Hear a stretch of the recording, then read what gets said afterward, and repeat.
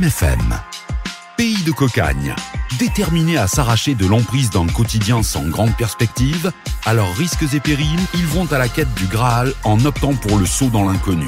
Drames humains et déchirures sociétales dues à l'immigration irrégulière, c'est dans Pays de cocagne. Cabinet Fofana.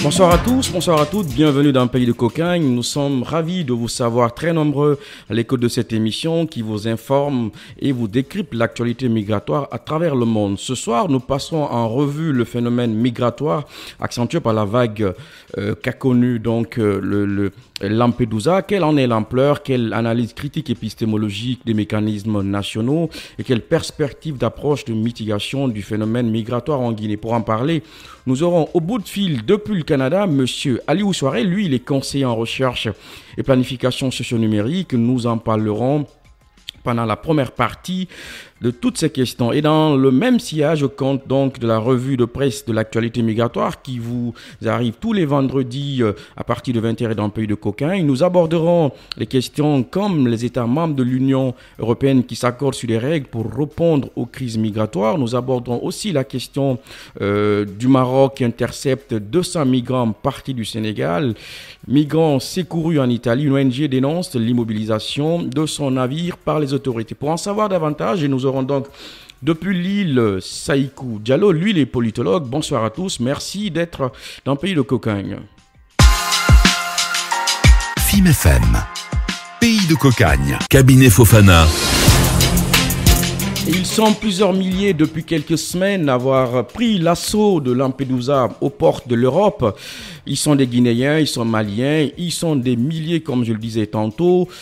Le phénomène fait de l'ampleur, ça prend de l'ampleur et ça fait jaser beaucoup politiciens, médias, tout le monde en parle. Ce soir, nous allons parler spécialement de cette question en regardant un peu au-delà donc de ce qu'on peut savoir en termes disons de personnes qui affluent aux portes de l'Europe. Ça nous le savons, c'est des milliers de Guinéens, de milliers de Maliens, hautes nationalités, des Ivoiriens. La Guinée en compte depuis maintenant, d'après Frontex, 12 000 qui attendent ou qui sont passés par l'Europe à travers Lampedusa. Nous allons analyser de manière assez importante et pointueuse sur cette crise et savoir quelle en est l'ampleur, mais aussi nous allons évaluer les mécanismes nationaux. Qu'est-ce que l'État guinéen fait pour donc mitiger ce phénomène qui devient de plus en plus important. Nous entendons aujourd'hui des slogans comme partir en Guinée, Lampedusa ou plutôt au Nicaragua. Pour en parler de manière assez importante et de façon assez fouinée, nous avons au bout de ligne Monsieur Aliou Souaré. Bonsoir Monsieur Aliou. Bonsoir Monsieur Souaré. Bonsoir Monsieur Fofana, comment allez-vous? Merci beaucoup. À vos milliers d'auditeurs. Merci d'avoir accepté de passer dans le Pays de cocagne. C'est une première, peut-être avant d'entrer dans le vif du sujet. Qu'est-ce que ça fait d'avoir pour vous une émission qui traite spécialement de migration? Je trouve que, enfin, encore une fois, merci pour cette opportunité-là. Justement, c'est une opportunité de parler des problématiques qui touche à la fois les jeunes Guinéens, donc de facto l'avenir de notre pays.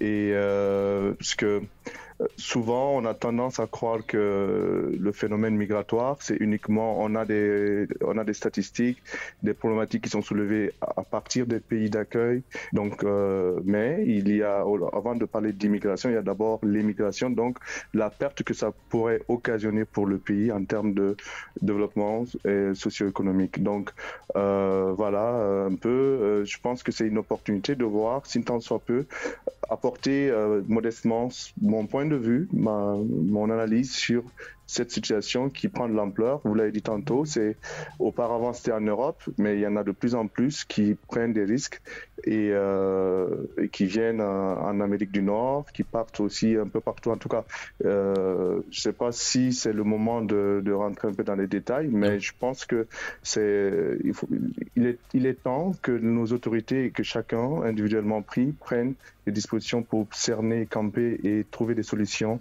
idoines et des solutions durables à ce phénomène. Alors, vous me tendez la perche. Vous êtes donc conseiller en recherche et planification socio-économique. Et est-ce que d'entrée de jeu, on peut aujourd'hui avoir votre point de vue sur l'ampleur du phénomène migratoire? Nous savons par le biais de la presse qu'ils sont aujourd'hui plusieurs milliers d'Africains qui tentent d'entrer en Europe via Lampedusa, donc vers la Méditerranée. Est-ce qu'il faut s'en inquiéter?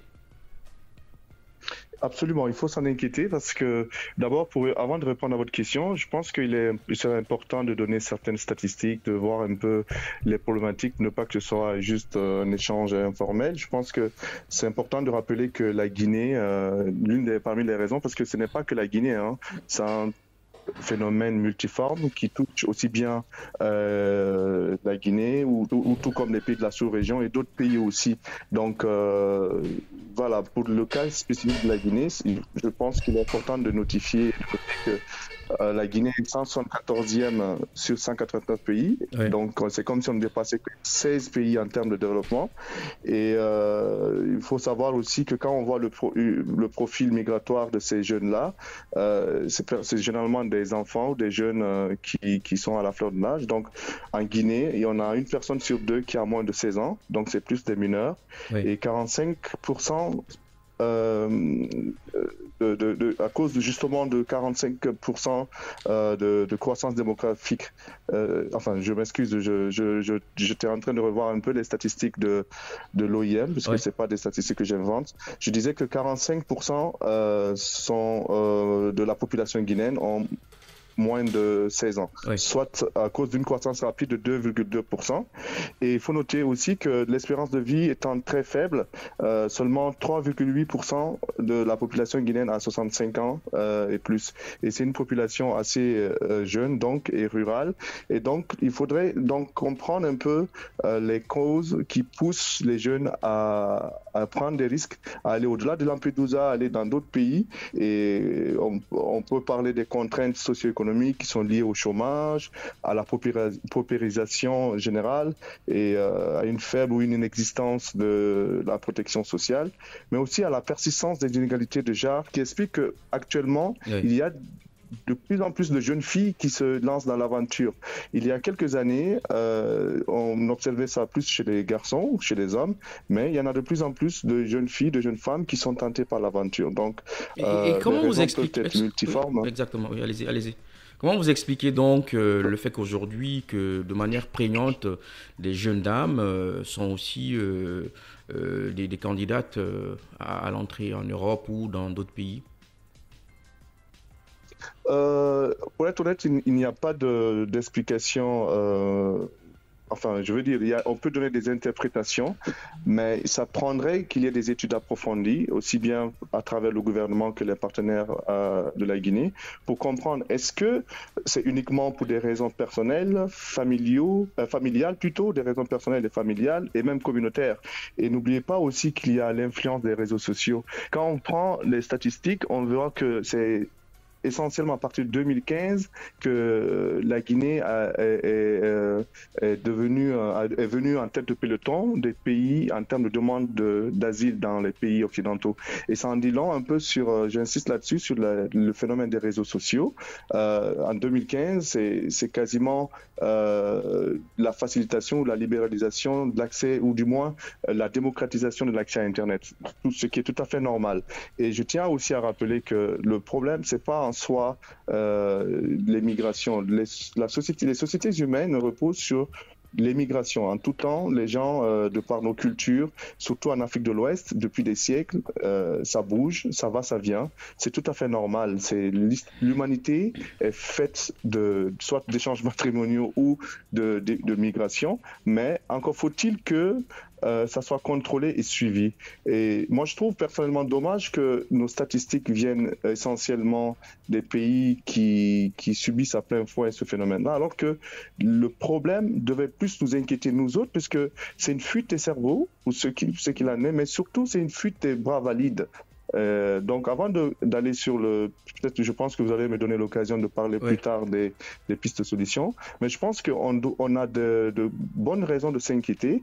On peut aussi aller voir à partir des statistiques au ministère de la Sécurité, la propension à l'obtention d'un passeport, la destination à partir de la police de l'air, vers où partent les jeunes, est-ce qu'il y a une tendance au retour, et ainsi de suite, pour comprendre un peu c'est quoi les raisons. Et je pense que le gouvernement a tout intérêt aussi à mettre en place des comités de veille.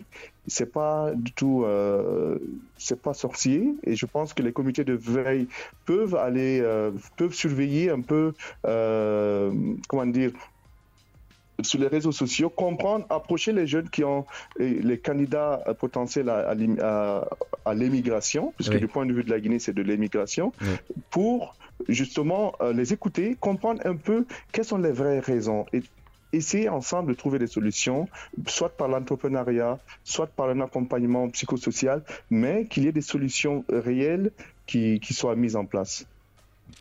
Oui, là vous abordez la question de manière assez importante en mettant en perspective donc l'ampleur et les raisons qui peuvent donc expliquer cela. Il y a tout à l'heure, vous avez souligné l'inexistence ou peut-être le mécanisme pas suffisant pour donc juguler la crise plutôt les départs à partir de Conakry, à partir de la Guinée plus précisément. Est-ce que, selon vous, quels devraient être donc les ressorts et donc les mécanismes à mettre en place ici pour donc intéresser le plus de jeunes, puisque nous savons que pour la plupart de ceux qui partent, la raison principale mise en avant, elle est plutôt économique. Exactement. Je pense que à des solutions, à des problèmes compliqués, il faudrait aussi des solutions proportionnelles. Je pense que serait d'abord important de comprendre les phénomènes, les dynamiques migratoires. Et pour y faire, je pense qu'il serait essentiel et même souhaitable qu'il y ait des assises nationales, des débats publics, une sorte d'état généraux là sur l'immigration, parce que aussi bien il y a des raisons économiques, mais il y a aussi une dimension personnelle, communautaire et familiale dans cette affaire.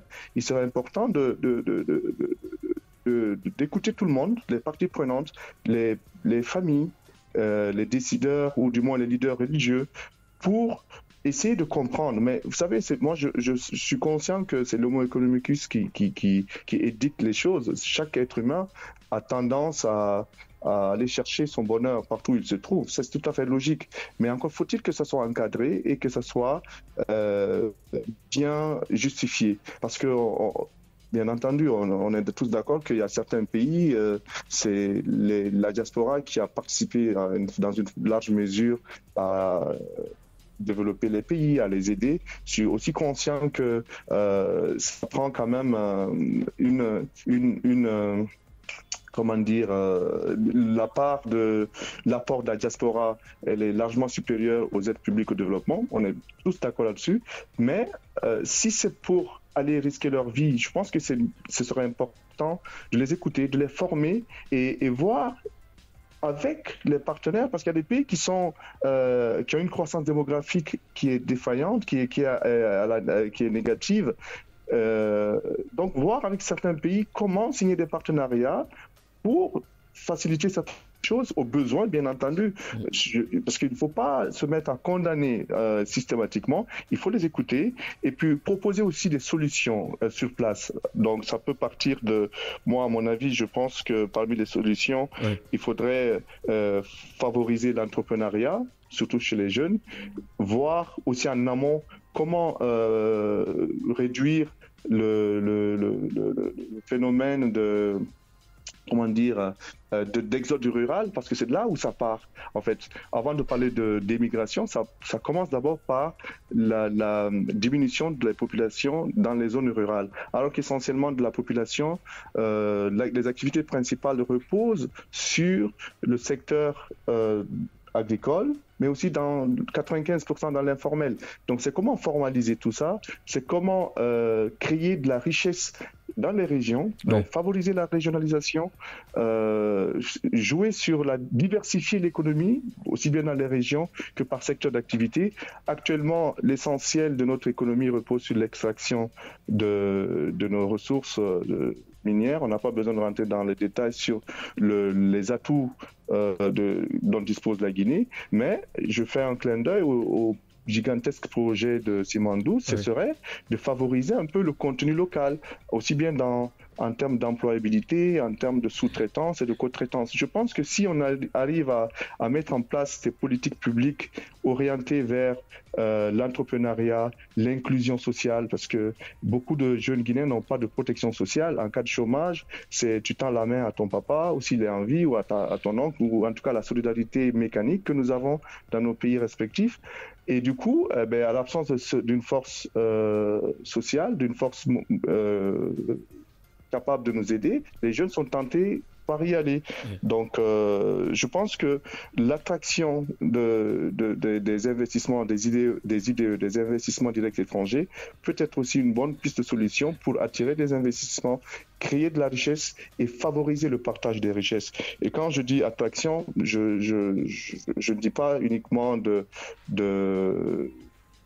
faire, on parle de branding, souvent branding, c'est bien beau, mais je pense que trop de com, tu la com. Je ne suis pas en train de faire une critique, c'est une bonne idée en soi, mais je pense que c'est pas fait. Il faut que ce soit fait par des professionnels. Il y a beaucoup de Guinéens qui ont une certaine expertise en attractivité territoriale, en marketing territorial. Donc, au lieu que ce soit juste un logo ou une marque, c'est comment favoriser mettre la lumière sur la Guinée. La Guinée, paradoxalement, c'est un pays qui n'a jamais connu de guerre civile, qui n'a pas... quand je vois les indices de la Banque mondiale ou du FMI, ou bien même dans sur certains fonds d'investissement en Occident, la Guinée, contrairement au Sénégal, où il y a certaines rébellions, la Guinée a plus d'atouts en termes d'investissement que dans certains pays, mais qu'on n'utilise pas. L'image de la Guinée, on n'est pas très connu, donc c'est comment faire connaître la Guinée et le faire par des professionnels. Et je sais qu'il y en a parmi les jeunes Guinéens, voire aussi au sein de la communauté, enfin des jeunes Guinéens, nos avantages comparatifs. Je sais que par expérience, la plupart des jeunes Guinéens qui viennent à travers une migration légale dans certains pays qui sont demandeurs, c'est plus des jeunes issus d'éthique. La Guinée peut être une sorte de hub technologique pour à la fois faire du transfert technologique, mais aussi venir apprendre et transférer le savoir-faire appris ou acquis ailleurs. Non, mais ce que vous dites est très, très essentiel parce que lorsque vous prenez par exemple un domaine comme l'infographie, le design, moi, j'ai échangé avec beaucoup de spécialistes de com, de technologie, mais sincèrement, vous avez aujourd'hui une crise de personnel, de ressources humaines, ne serait-ce que dans le domaine de l'image, de l'infographie. Et c'est pourquoi c'est important, l'Union européenne finance à travers donc certains mécanismes en Guinée, l'industrie créative, la Guinée créative, qui réunit donc des artistes, mais aussi des créateurs de contenu pour leur apprendre un peu ces mécanismes. Et ce que vous dites est essentiel puisque la plupart de ceux qui partent aujourd'hui en Guinée pour aller en France ou ailleurs, c'est parce qu'ils estiment qu'en Guinée, il n'y a pas de possibilité de déboucher. Même en termes de formation, c'est là où il faut aussi saluer le travail du ministère de l'enseignement technique qui essaie d'intégrer ces curricula dans les cursus de formation. Absolument. Non, je suis entièrement d'accord avec vous qu'il y a des efforts qui sont faits, j'avoue, et tout n'est pas négatif. Et c'est pas un procès du gouvernement actuel, puisque les données, les statistiques datent depuis 2015, depuis 2019. C'est antérieur un peu à l'arrivée au pouvoir du CNRD. C'est loin de moi cette pensée-là. Mais je pense qu'on peut faire chose. Je pense que cette problématique doit être transversale. Elle doit être aussi traitée. Les réponses doivent être transversales. C'est-à-dire que c'est aussi bien pour le ministère de l'enseignement technique, le ministère de la jeunesse, pour ne pas qu'on les jeunes Guinéens ne sont pas qu'une chair à canon ou des gens qu'on peut mobiliser pour des aspects festifs. Ouais. Il est important de mettre en avant, de favoriser l'entrepreneuriat jeune et des femmes. Bon, l'histoire prouve que les femmes, quand elles ont un capital, elles l'utilisent à bon escient. Et je vous ai dit aussi tantôt, c'est de miser sur la régionalisation, mettre en avant les avantages comparatifs que dans chaque région. Parce que je suis désolé, mais l'industrialisation en tant que telle n'existe pas. On a une industrie de transformation, mais pas une industrie au sens réel du terme. Donc, on fait venir des intrants qu'on transforme en jus de fruits, en jus de ceci ou de cela, mais la valeur ajoutée n'est pas là. Donc, il faudrait faire en sorte qu'il y ait une chaîne de valeur qui permettra à toutes les parties prenantes de gagner. C'est-à-dire qu'on apprend, mais ça se passerait à travers les investissements directs étrangers, les investissements jeunes, parce qu'il y a des Guinéens aussi qui sont capables d'investir. Mais je pense qu'il est fondamental qu'il y ait une solution réfléchie et qui est intergouvernementale. Je discutais tantôt le ministère de la Jeunesse, il y a le ministère en charge des PME, il y a même le ministère du tourisme pour l'image de la Guinée. Et je suis désolé, ce matin je vous écoutais et je suis désolé d'apprendre que la Guinée n'était pas à jour. Et comment voulez-vous qu'on fasse du branding, qu'on améliore l'image de la Guinée si on n'est pas, excusez-moi, capable. Et ça, je n'indexe personne, mais c'est un problème qui date depuis longtemps. Donc il faudrait qu'on réfléchisse quand même sur des pistes de solutions. Et moi, je crois que à l'intelligence des jeunes africains de façon générale. Et d'ici 2050, et l'Afrique de façon générale aura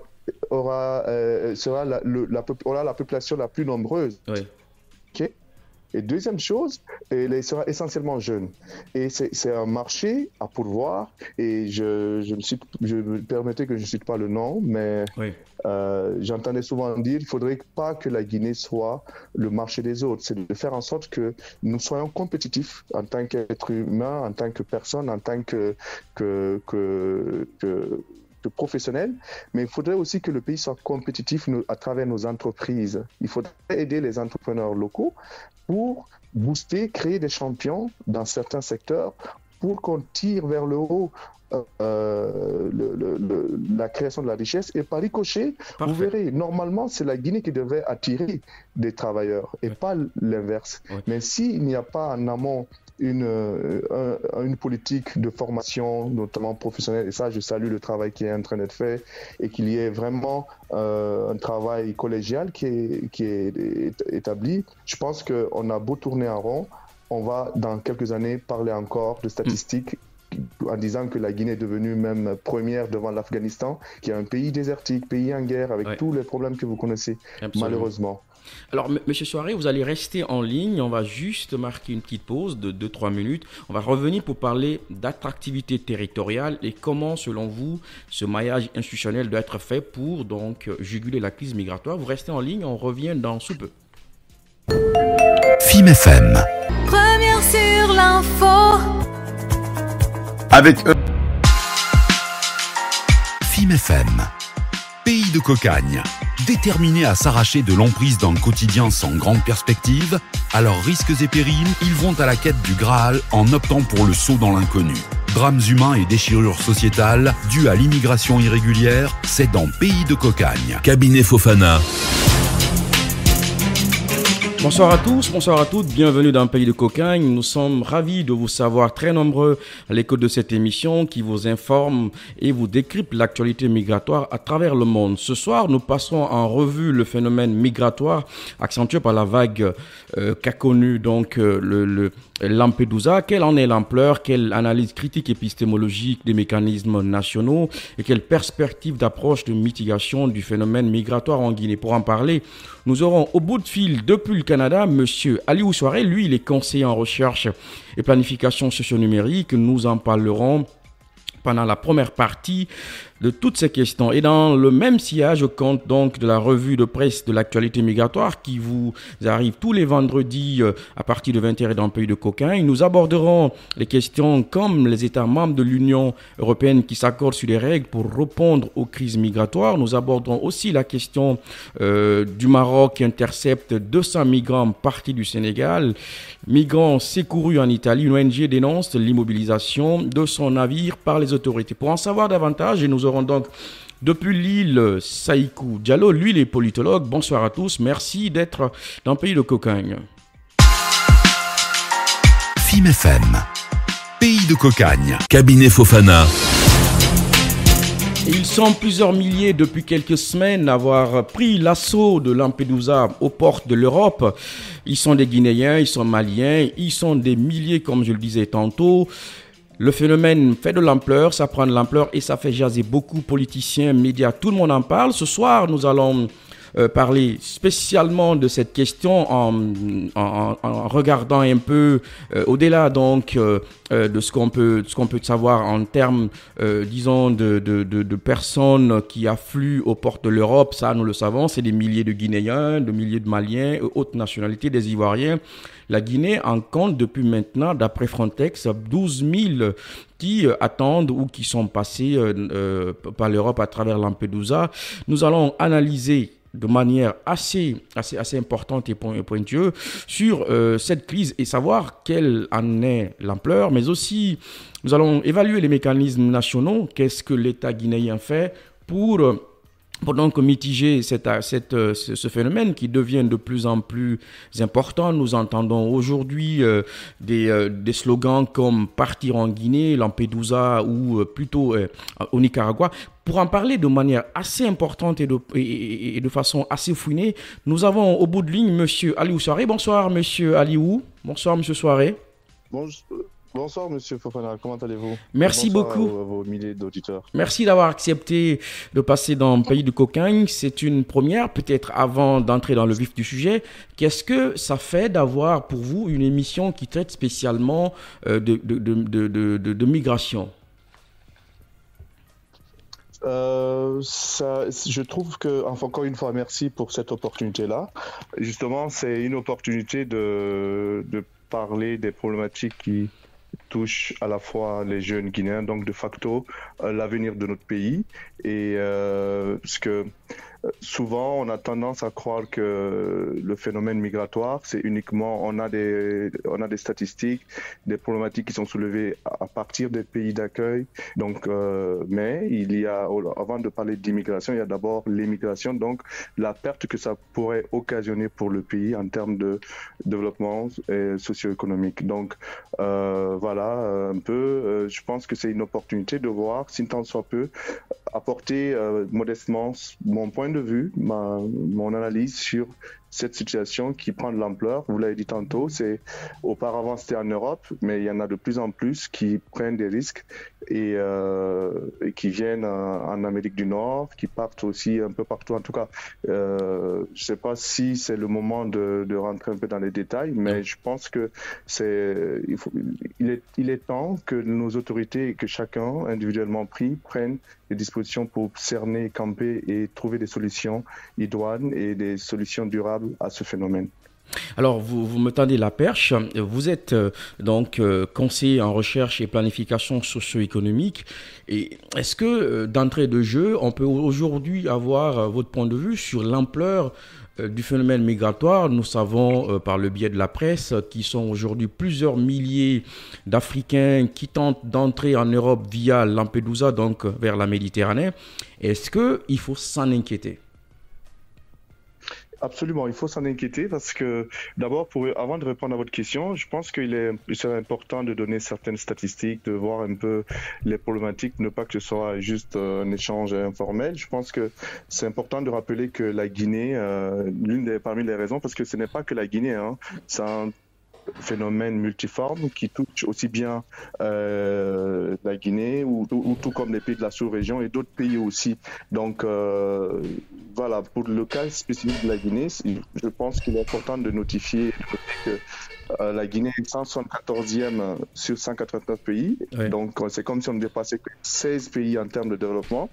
Et il faut savoir aussi que quand on voit le profil migratoire de ces jeunes-là, c'est généralement des enfants ou des jeunes qui sont à la fleur de l'âge. Donc, en Guinée, il y en a une personne sur deux qui a moins de 16 ans. Donc, c'est plus des mineurs. Oui. Et 45%... à cause justement de 45% de croissance démographique. Enfin, je m'excuse, j'étais en train de revoir un peu les statistiques de l'OIM, parce que c'est pas des statistiques que j'invente. Je disais que 45% sont de la population guinéenne ont moins de 16 ans, soit à cause d'une croissance rapide de 2,2%. Et il faut noter aussi que l'espérance de vie étant très faible, seulement 3,8% de la population guinéenne a 65 ans et plus. Et c'est une population assez jeune donc et rurale. Et donc il faudrait donc comprendre un peu les causes qui poussent les jeunes à prendre des risques, à aller au-delà de Lampedusa, à aller dans d'autres pays. Et on peut parler des contraintes socio-économiques qui sont liées au chômage, à la paupérisation générale et à une faible ou une inexistence de la protection sociale, mais aussi à la persistance des inégalités de genre qui explique qu'actuellement, il y a de plus en plus de jeunes filles qui se lancent dans l'aventure. Il y a quelques années, on observait ça plus chez les garçons, chez les hommes, mais il y en a de plus en plus de jeunes filles, de jeunes femmes qui sont tentées par l'aventure. Donc, et comment vous expliquez peut être multiforme. Oui, exactement, oui, allez-y. Comment vous expliquez donc le fait qu'aujourd'hui, que de manière prégnante, des jeunes dames sont aussi des candidates à l'entrée en Europe ou dans d'autres pays ? Pour être honnête, il n'y a pas d'explication. Enfin, je veux dire, on peut donner des interprétations, mais ça prendrait qu'il y ait des études approfondies, aussi bien à travers le gouvernement que les partenaires de la Guinée, pour comprendre est-ce que c'est uniquement pour des raisons personnelles, familiales plutôt, des raisons personnelles et familiales, et même communautaires. Et n'oubliez pas aussi qu'il y a l'influence des réseaux sociaux. Quand on prend les statistiques, on verra que c'est essentiellement à partir de 2015 que la Guinée est venue en tête de peloton des pays en termes de demande d'asile dans les pays occidentaux. Et ça en dit long un peu sur, j'insiste là-dessus, sur le phénomène des réseaux sociaux. En 2015, c'est quasiment la facilitation ou la libéralisation de l'accès, ou du moins la démocratisation de l'accès à Internet, tout ce qui est tout à fait normal. Et je tiens aussi à rappeler que le problème, c'est pas en soi l'émigration. Les sociétés humaines reposent sur l'émigration. En tout temps, les gens, de par nos cultures, surtout en Afrique de l'Ouest, depuis des siècles, ça bouge, ça va, ça vient. C'est tout à fait normal. L'humanité est faite soit d'échanges matrimoniaux ou de migration, mais encore faut-il que ça soit contrôlé et suivi. Et moi, je trouve personnellement dommage que nos statistiques viennent essentiellement des pays qui subissent à plein fouet ce phénomène-là, alors que le problème devait plus nous inquiéter nous autres, puisque c'est une fuite des cerveaux, ou ce qu'il en est, mais surtout, c'est une fuite des bras valides. Donc, avant d'aller sur peut-être, je pense que vous allez me donner l'occasion de parler plus tard des pistes de solutions, mais je pense qu'on a de bonnes raisons de s'inquiéter. On peut aussi aller voir à partir des statistiques au ministère de la Sécurité, la propension à l'obtention d'un passeport, la destination à partir de la police de l'air, vers où partent les jeunes, est-ce qu'il y a une tendance au retour, et ainsi de suite, pour comprendre un peu c'est quoi les raisons. Et je pense que le gouvernement a tout intérêt aussi à mettre en place des comités de veille. C'est pas du tout c'est pas sorcier, et je pense que les comités de veille peuvent surveiller un peu comment dire, sur les réseaux sociaux, comprendre, approcher les jeunes qui ont les candidats potentiels à l'émigration, puisque du point de vue de la Guinée, c'est de l'émigration, pour justement les écouter, comprendre un peu quelles sont les vraies raisons, et essayer ensemble de trouver des solutions, soit par l'entrepreneuriat, soit par un accompagnement psychosocial, mais qu'il y ait des solutions réelles qui soient mises en place. Oui, là, vous abordez la question de manière assez importante en mettant en perspective donc l'ampleur et les raisons qui peuvent donc expliquer cela. Il y a tout à l'heure, vous avez souligné l'inexistence ou peut-être le mécanisme pas suffisant pour donc juguler la crise à partir, plutôt les départs à partir de Conakry, à partir de la Guinée plus précisément. Est-ce que, selon vous, quels devraient être donc les ressorts et donc les mécanismes à mettre en place ici pour donc intéresser le plus de jeunes, puisque nous savons que pour la plupart de ceux qui partent, la raison principale mise en avant, elle est plutôt économique. Exactement. Je pense que à des solutions, à des problèmes compliqués, il faudrait aussi des solutions proportionnelles. Je pense que serait d'abord important de comprendre les phénomènes, les dynamiques migratoires. Et pour y faire, je pense qu'il serait essentiel et même souhaitable qu'il y ait des assises nationales, des débats publics, une sorte d'état généraux là sur l'immigration. Parce que aussi bien il y a des raisons, c'est des raisons économiques, mais il y a aussi une dimension personnelle, communautaire et familiale dans cette affaire, il serait important d'écouter tout le monde, les parties prenantes, les familles, les décideurs ou du moins les leaders religieux, pour essayer de comprendre. Mais vous savez, moi je suis conscient que c'est l'homo economicus qui édicte les choses. Chaque être humain a tendance à aller chercher son bonheur partout où il se trouve. C'est tout à fait logique. Mais encore faut-il que ça soit encadré et que ça soit bien justifié. Parce que bien entendu, on est tous d'accord qu'il y a certains pays, c'est la diaspora qui a participé dans une large mesure à développer les pays, à les aider. Je suis aussi conscient que ça prend quand même comment dire, l'apport de la diaspora, elle est largement supérieure aux aides publiques au développement. On est tous d'accord là-dessus. Mais si c'est pour aller risquer leur vie, je pense que ce serait important de les écouter, de les former et voir avec les partenaires, parce qu'il y a des pays qui ont une croissance démographique qui est défaillante, qui est négative. Donc, voir avec certains pays comment signer des partenariats pour faciliter cette chose, aux besoins, bien entendu. Parce qu'il ne faut pas se mettre à condamner systématiquement, il faut les écouter et puis proposer aussi des solutions sur place. Donc, ça peut partir de... Moi, à mon avis, je pense que parmi les solutions, il faudrait favoriser l'entrepreneuriat, surtout chez les jeunes, voir aussi en amont comment réduire le phénomène de... comment dire, d'exode rural, parce que c'est de là où ça part. En fait, avant de parler d'émigration, ça commence d'abord par la diminution de la population dans les zones rurales, alors qu'essentiellement de la population, les activités principales reposent sur le secteur agricole, mais aussi dans 95% dans l'informel. Donc c'est comment formaliser tout ça, c'est comment créer de la richesse dans les régions, donc favoriser la régionalisation, jouer sur diversifier l'économie, aussi bien dans les régions que par secteur d'activité.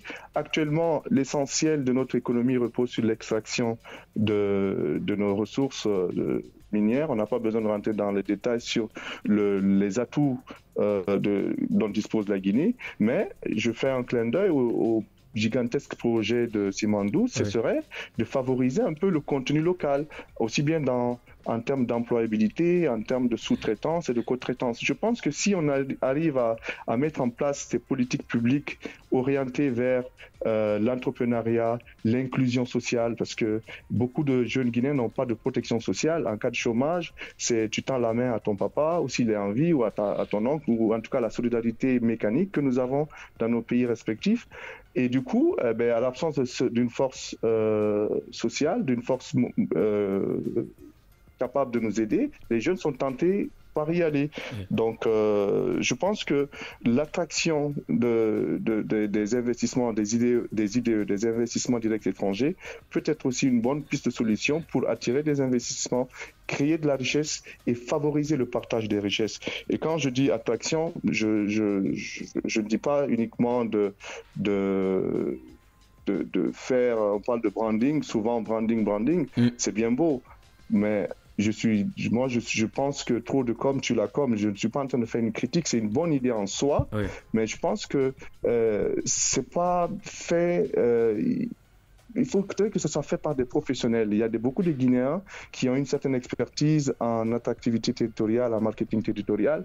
Donc, au lieu que ce soit juste un logo ou une marque, c'est comment favoriser, mettre la lumière sur la Guinée. La Guinée, paradoxalement, c'est un pays qui n'a jamais connu de guerre civile, qui n'a pas...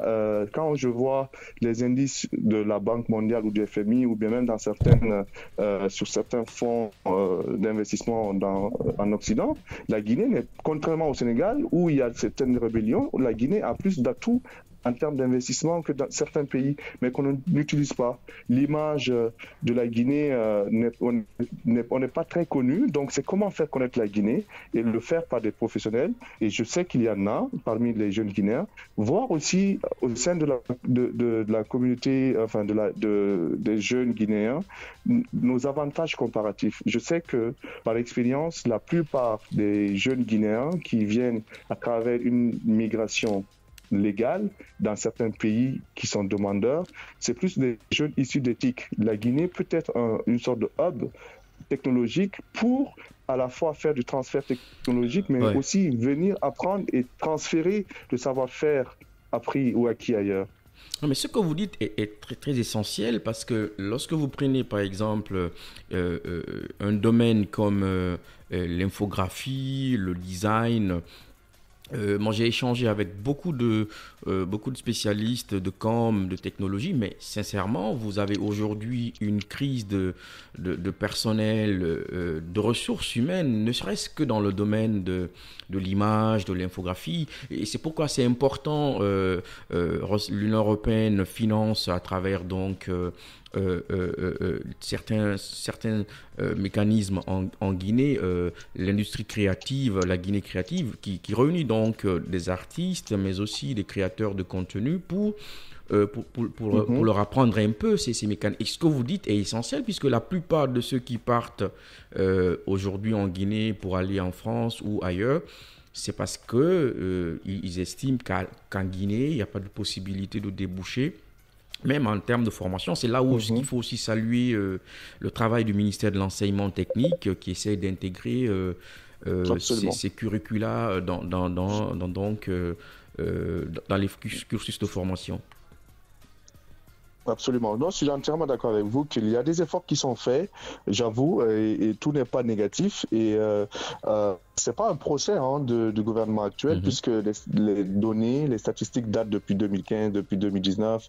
C'est antérieur un peu à l'arrivée au pouvoir du CNRD. C'est loin de moi cette pensée-là, mais je pense qu'on peut faire chose. Je pense que cette problématique doit être transversale. Elle doit être aussi traitée. Les réponses doivent être transversales. C'est-à-dire que c'est aussi bien pour le ministère de l'Enseignement technique, le ministère de la Jeunesse, pour ne pas qu'on dise les jeunes Guinéens ne sont pas qu'une chair à canon ou des gens qu'on peut mobiliser pour des aspects festifs. Ouais. Il est important de mettre en avant, de favoriser l'entrepreneuriat jeune et des femmes. Bon, l'histoire prouve que les femmes, quand elles ont un capital, elles l'utilisent à bon escient. Et je vous ai dit aussi tantôt, c'est de miser sur la régionalisation, mettre en avant les avantages comparatifs que dans chaque région. Parce que je suis désolé, mais l'industrialisation en tant que telle n'existe pas. On a une industrie de transformation, mais pas une industrie au sens réel du terme. Donc, on fait venir des intrants qu'on transforme en jus de fruits, en jus de ceci ou de cela, mais la valeur ajoutée n'est pas là. Donc, il faudrait faire en sorte qu'il y ait une chaîne de valeur qui permettra à toutes les parties prenantes de gagner. C'est-à-dire qu'on apprend, Mais ça se passerait à travers les investissements directs étrangers, les investissements jeunes, parce qu'il y a des Guinéens aussi qui sont capables d'investir.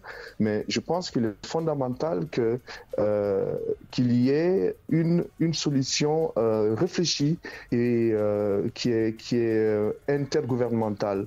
Je discutais tantôt le ministère de la Jeunesse, il y a le ministère en charge des PME, il y a même le ministère du tourisme pour l'image de la Guinée. Et je suis désolé, ce matin je vous écoutais et je suis désolé d'apprendre que la Guinée n'était pas à jour. Et comment voulez-vous qu'on fasse du branding, qu'on fasse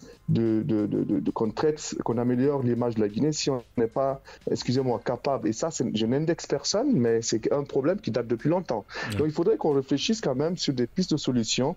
Et moi, je crois que à l'intelligence des jeunes africains de façon générale. Et d'ici 2050, et l'Afrique de façon générale aura la population la plus nombreuse. Oui.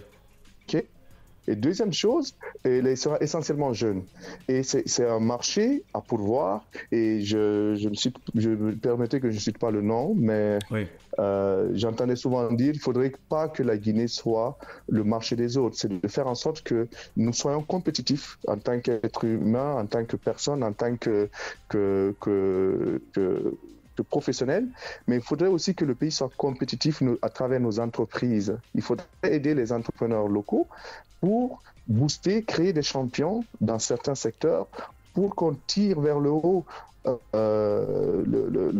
la création de la richesse et par ricochet, vous verrez, normalement c'est la Guinée qui devrait attirer des travailleurs et pas l'inverse. Mais s'il n'y a pas en amont une politique de formation, notamment professionnelle, et ça je salue le travail qui est en train d'être fait, et qu'il y ait vraiment un travail collégial qui est établi, je pense qu'on a beau tourner en rond, on va dans quelques années parler encore de statistiques en disant que la Guinée est devenue même première devant l'Afghanistan, qui est un pays désertique, pays en guerre, avec tous les problèmes que vous connaissez. Absolument. Malheureusement. Alors, M. Soiré, vous allez rester en ligne. On va juste marquer une petite pause de 2-3 minutes. On va revenir pour parler d'attractivité territoriale et comment, selon vous, ce maillage institutionnel doit être fait pour donc juguler la crise migratoire. Vous restez en ligne, on revient dans sous peu. FIM FM. Première sur l'info. Avec